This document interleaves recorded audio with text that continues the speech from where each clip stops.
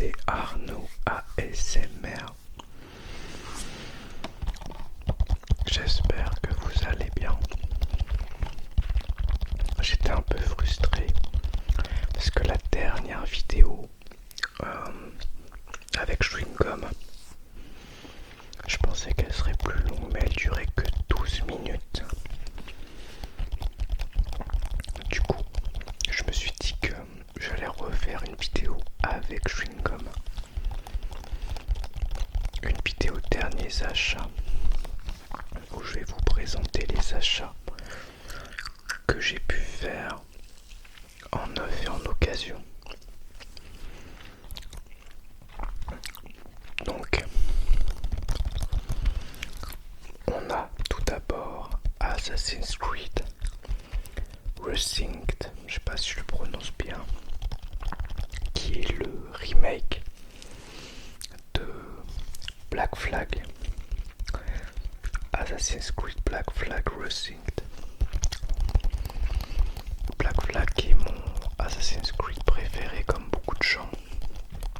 J'avais adoré tout le côté piraterie et tout le côté bataille navale. Je comptais pas l'acheter tout de suite, mais avec le boulot, avec mon CE, j'ai une subvention tous les 6 mois qui me permet de payer des choses moins chères. Et il y avait le site de Cultura. Du coup, ça m'a permis de l'avoir pour 26 € au lieu de 60. Alors c'est quand même 60 le prix de base, on est d'accord. Mais bon, moi je l'ai payé 26. Donc c'est très très cool. En sachant que à la base je voulais l'édition Day One qui est un petit artbook et un poster. Mais il ne l'avait pas. Et du coup si j'avais acheté l'édition Day One, j'aurais dû la commander. Par exemple sur Amazon. Et j'aurais pas pu avoir le jeu via ma subvention. Donc j'ai préféré prendre l'édition de base et la payer pas cher. Donc j'ai hâte d'y jouer. Je suis en train de terminer Dead Space et Vampire Crawlers. Vampire Crawlers, j'essaie de passer le boss de fin. Et Dead Space, je suis dans la dernière heure. Et juste après, j'enchaîne avec ce jeu et je pense que je vous en ferai une vidéo. Ça a l'air très fidèle au jeu de base. Apparemment, ils ont refait évidemment toute la partie graphique, mais aussi le gameplay, notamment des combats, en reprenant un petit peu les combats à la Unity ou Shadows. Donc ils ont modernisé les combats, mais il n'y a pas tout le côté light RPG que moi j'aime pas trop dans les Assassin's Creed. Donc ça c'est très très cool. J'ai hâte d'y jouer. Et donc on y joue Edward, qui est un pirate qui se retrouve embrigadé dans une histoire d'assassins et de templiers, un peu à son insu. Très très sympa. Et donc comme je disais, il y a des batailles navales qui sont très très cool parce que on peut faire évoluer notre bateau, on peut débloquer des objets, des armes, etc. Le côté plus RPG, il se fait plus sur la partie navale. Mais ça marche très très bien. Ensuite en neuf aussi, normalement pour 30 €, mais je l'ai eu pour... avec ma subvention, je l'ai eu pour 12 €. C'est Massacre à la tronçonneuse remake. Il s'agit du 4K plus Blu-ray. Le remake de Marcus Dispel, qui a une très bonne réputation et que moi j'aime beaucoup. Je l'ai regardé plusieurs fois.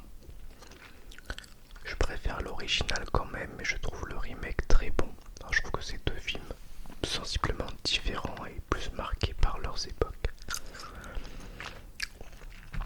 On sent le côté début 2000, film d'horreur. Donc on y retrouve le fameux Leatherface et sa famille qui massacrent des jeunes gens. Et en supplément on a commentaire audio, un making of du remake de 25 minutes, histoire de la saga Massacre à la tronçonneuse par Frédéric Mercier, critique à positif. Behind the scenes de 9 minutes. Donc c'est un film interdit au moins de 16 ans. Voilà, sympa. Il y a un fourreau. Et derrière le fourreau, c'est l'affiche originale du film. Ah, c'est cool.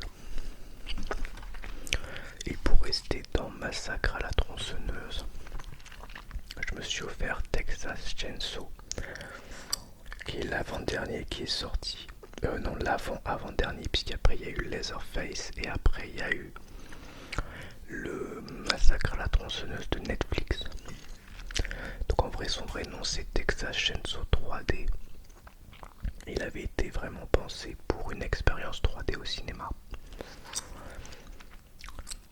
C'est pas un grand film, mais c'est un slasher assez sympathique je trouve. Les personnages sont cons comme des manches à balai, mais c'est marrant et les massacres sont assez cool, même s'il y a du sang numérique un peu dégueulasse, mais bon, c'était à la mode à l'époque.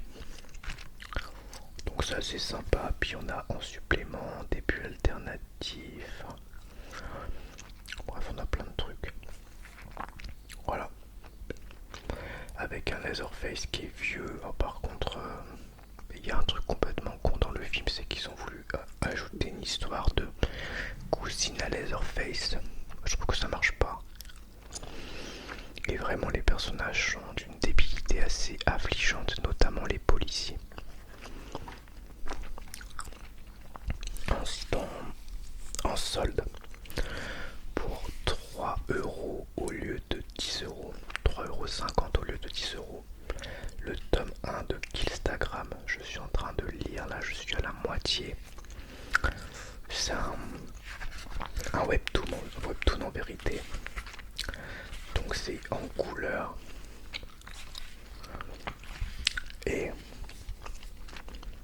on y suit une jeune femme qui est influenceuse, qui partage sa vie sur les réseaux, et il y a un serial killer qui va commencer à s'intéresser à elle et la traquer. Pour l'instant j'ai pas encore trop lu. J'ai un petit peu du mal avec les dessins. Je trouve que les personnages sont pas du tout expressifs. Mais l'histoire pour l'instant est plutôt sympa à suivre. Donc je vais le finir, mais à voir si après je continue et je prends le tome 2 ou je prends pas le tome 2, on verra. Pour l'instant il n'y a que 2 volumes sortis, il y en a un troisième de prévu. À Nose, pour 3 €, j'ai trouvé un autre webtoon qui s'appelle High School Mercenary. Je trouve que le format est très sympa et je trouve les dessins assez jolis. J'aime bien ce format couleur, mais là les dessins sont cool. Je connais pas du tout. Je vais vous lire le synopsis. Il faut que j'enlève l'étiquette d'abord pour pouvoir vous lire le synopsis. Attendez.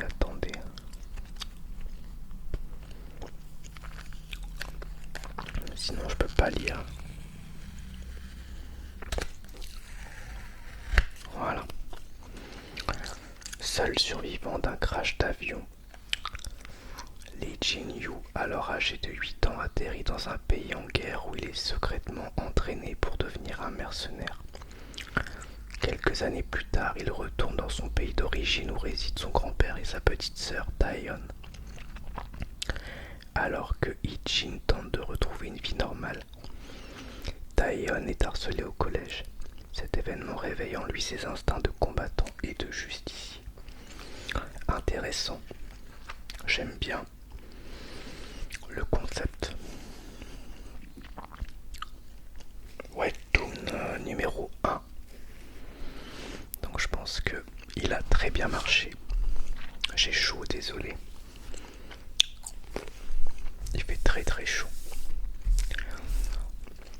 Ensuite, toujours à Nose pour 2,99 €. J'ai trouvé ce livre, True Story, l'histoire vraie dont vous êtes le héros, le Tanner. Donc on est sur une enquête policière. Ça se présente comme ça. Voilà, c'est vraiment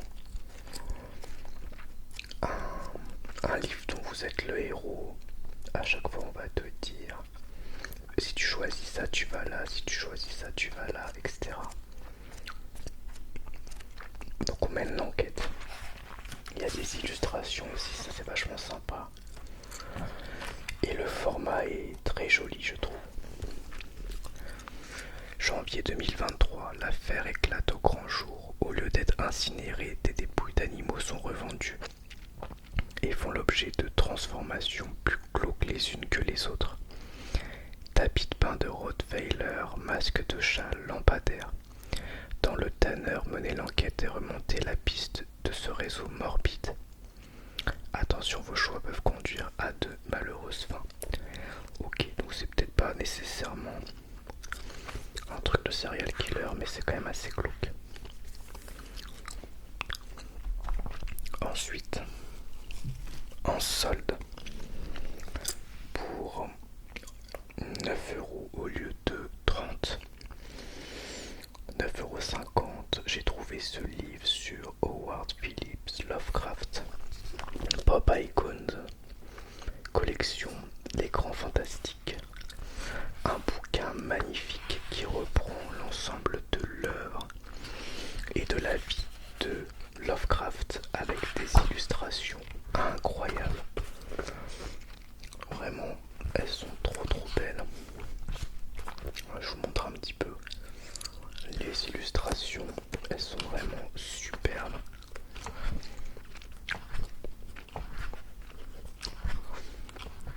Et j'ai commencé à le lire, c'est très agréable, très agréable.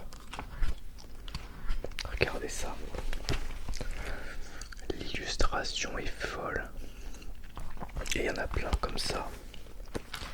Et puis ouais, très agréable à lire, très beau format, très jolie mise en page.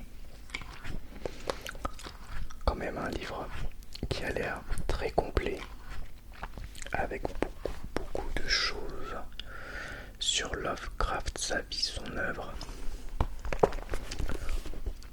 Donc on a combien de pages? 260 pages.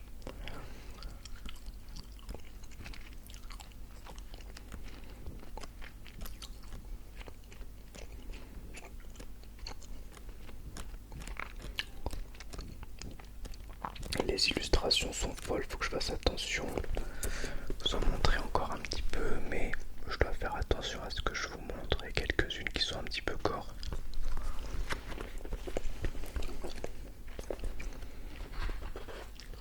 Allez, une petite dernière.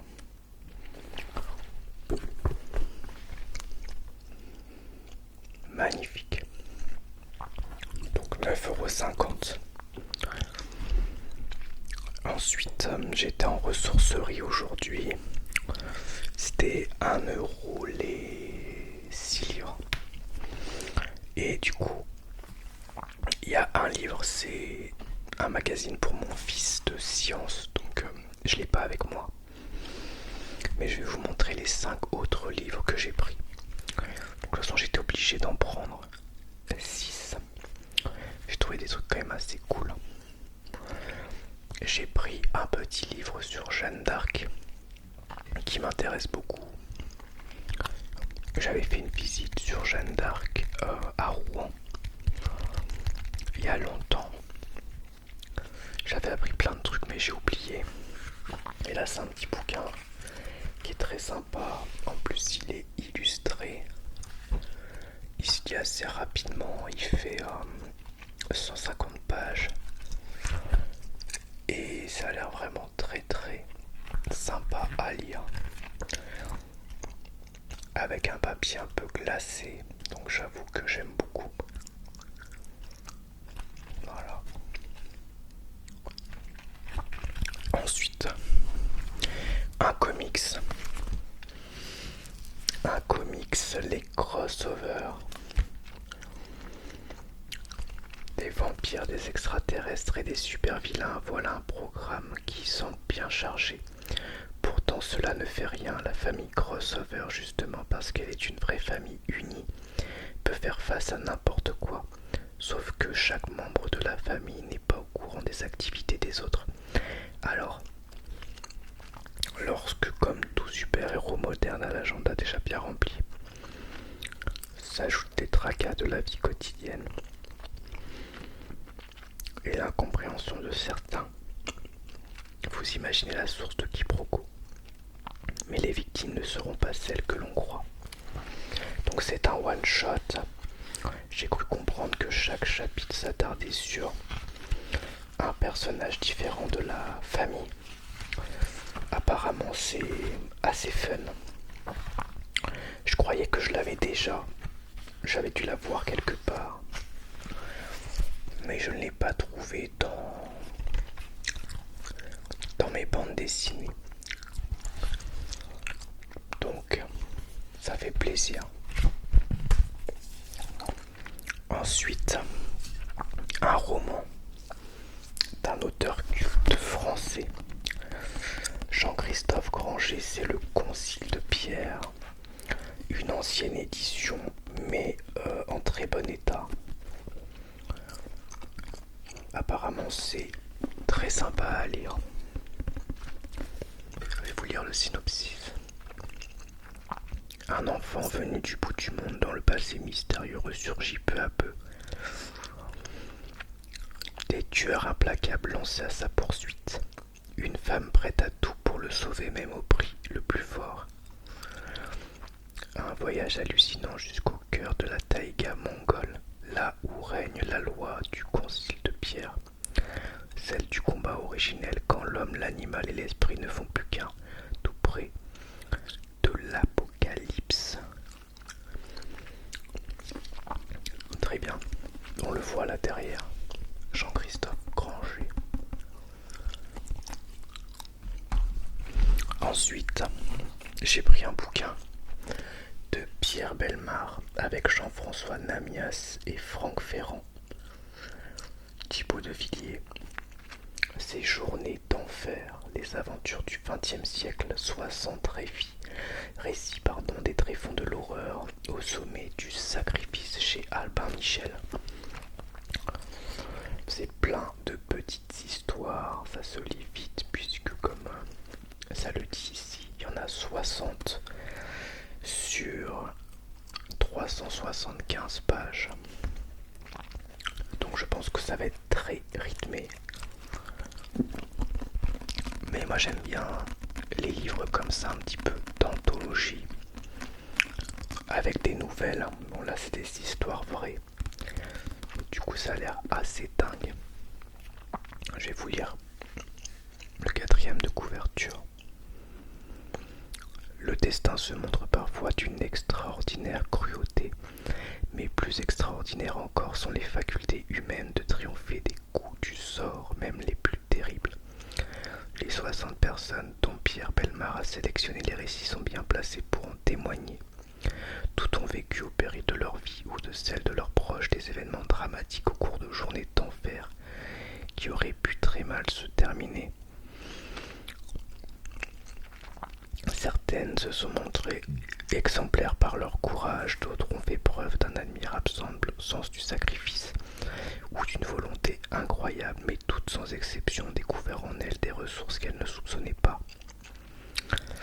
Ainsi cet infirmier qui seul en pleine montagne a trouvé la force inouïe de s'amputer lui-même alors que sa jambe était prise sous un rocher, et ce policier qui, par sa présence d'esprit, a sauvé un homme rendu muet par une attaque cérébrale en communiquant avec lui grâce aux morses, ou cet enfant qui a survécu après être resté plongé dans l'eau glacée pendant plus d'une demi-heure. des expériences inimaginables comme le sont toutes les autres histoires d'enlèvement, prise d'otage, avion en perdition, agression, etc. Super cool. Et le dernier livre dans cette sélection à 1€ les 6, j'ai pris Secret d'Histoire numéro 4 de Stéphane Bern parce que apparemment c'est très très cool à lire. En plus c'est illustré. Bon, il a pris un petit peu l'humidité, mais bon, ça m'empêchera pas de le lire. Il y avait notamment des sujets qui m'intéressaient beaucoup, notamment sur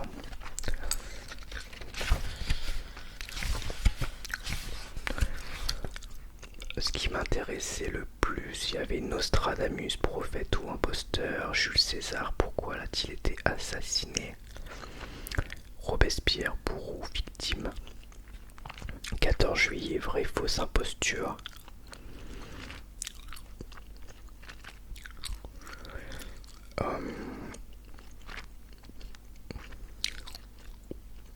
Camille Claudel, 30 ans de solitude et d'abandon,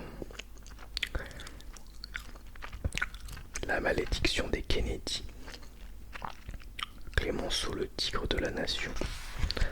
Bref, ça a l'air très cool. Voilà pour les livres. Pour vraiment pas cher. Mais j'ai plus de place dans mes bibliothèques. Il va falloir que je m'en trouve une autre. Pour 1€ pièce. C'est dans la même ressourcerie, mais les mangas sont un peu plus chers. 1€ chacun. J'ai trouvé les tomes 1 à 5 d'un manga qui s'appelle Red Eyes. Donc je vais vous montrer les couvertures.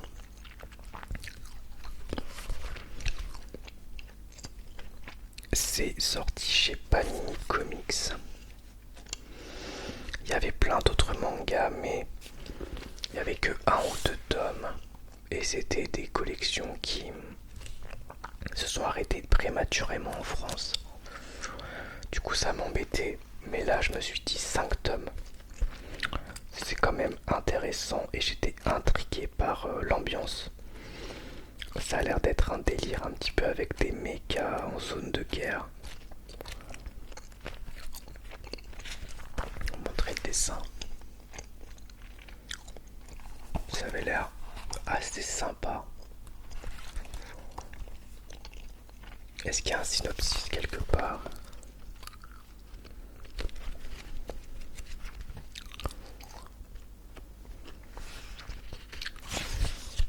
Il n'y a pas de synopsis. Voilà, c'est un manga guerrier. Un peu futuriste, j'ai l'impression. À voir. Et enfin des DVD.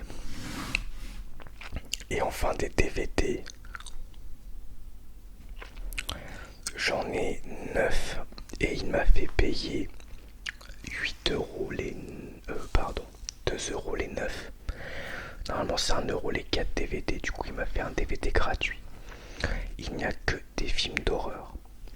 Donc on a Parasite qui a l'air d'être un genre de film un peu à la Horribilis de James Gunn, sauf que semble-t-il c'est pas un très bon film. J'ai vu qu'il n'avait pas des très bonnes notes. En 1989, sur l'île Cutty-Hunk, des chercheurs étudient une nouvelle forme de parasite et son effet sur le corps humain. Les premiers tests révèlent que le parasite intensifie la force physique et mentale. Mais l'expérience tourne au cauchemar et l'île perd mystérieusement 3/4 de sa population. Jamie Ackerman a échappé à l'hécatombe qui a coûté la vie à sa mère. 20 ans plus tard, elle retourne sur l'île avec son petit ami et son demi-frère pour vendre la propriété familiale.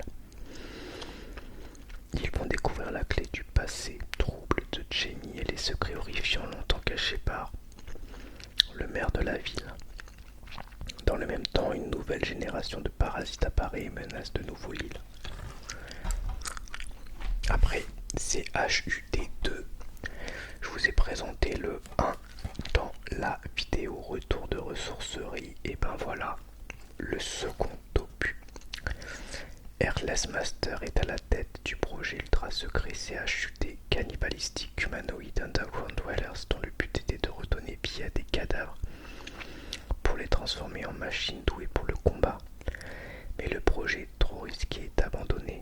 Les créatures précédemment réanimées étaient incontrôlables et dévoraient leurs victimes. Il reste un CHUT à détruire, mais il a disparu et nul ne sait ce qu'il est devenu. Ensuite, un DVD avec fourreau, c'est Flight 666. Lorsqu'un terrible orage, lors d'un terrible orage, les passagers et l'équipage d'un vol international sont attaqués par des forces surnaturelles qui menacent la vie de tous. Interdit aux moins de 12 ans. Ce théâtre bizarre. Hommage au légendaire art du grand guignol. Ce théâtre bizarre réunit 7 maîtres de l'horreur pour un film d'anthologie unique. Très sympa ça.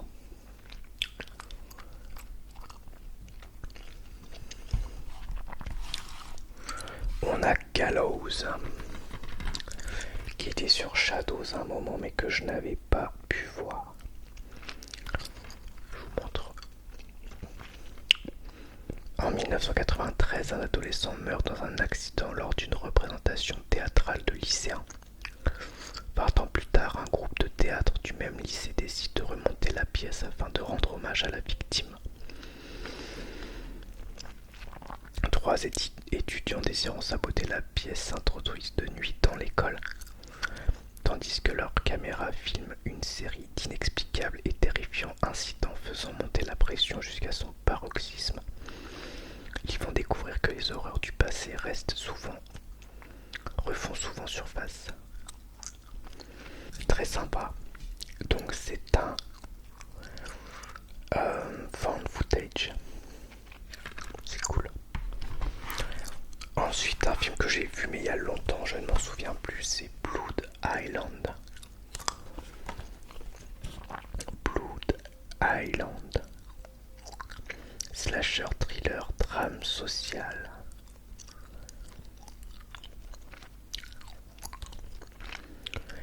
Aiwon est une jolie trentenaire célibataire. Contrainte à partir en congé, elle se rend à Mudo, une petite île sur laquelle elle passait ses vacances étant plus jeune. Elle y retrouve Boknam, son amie d'enfance, soumise à la volonté tyrannique de ses habitants et à des humiliations quotidiennes. Boknam supplie Aiwon de l'aider à s'échapper, mais celle-ci refuse de s'impliquer dans une situation qui s'apprête à basculer dans l'horreur.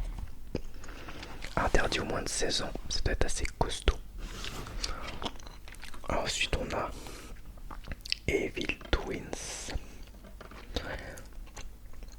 En mal de sensations fortes, 5 étudiants américains partent camper dans un lieu sinistre. Selon la légende, un gamin y aurait assassiné ses parents et blessé son frère jumeau à la tête, lui causant des troubles mentaux irréversibles.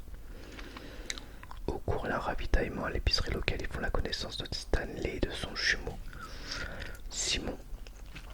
C'est le début d'un long voyage dans l'horreur. Après, on a Captivity, interdit aux moins de 16 ans. Un soir, Jennifer est suivie dans la rue et droguée à son insu. À son réveil, le cauchemar commence. Cloîtrée au fond d'une cellule sordide, elle s'apprête à subir les pires tortures, séquestrée et persécutée par un psychopathe qui se joue d'elle. Jennifer va connaître l'horreur. Bientôt, elle découvre qu'elle n'est pas seule à vivre cet enfer. Ça a l'air très gore. J'ai vu que le film commence à saut. Et le dernier, c'est Paranoïde de H. Smith. Pour réunir l'argent nécessaire à un voyage, Sarah et ses amis croient tenir une idée géniale, ouvrir une maison hantée pleine de faux fantômes, de fausses têtes qui tombent et de faux monstres. Mais à l'extérieur, un vrai tueur rôde qui commet de vrais meurtres. Déjà meurtrier de la sœur jumelle de Sarah, il aligne les cadavres, disparaît aussi mystérieusement qu'il apparaît, comme s'il sortait d'un cauchemar.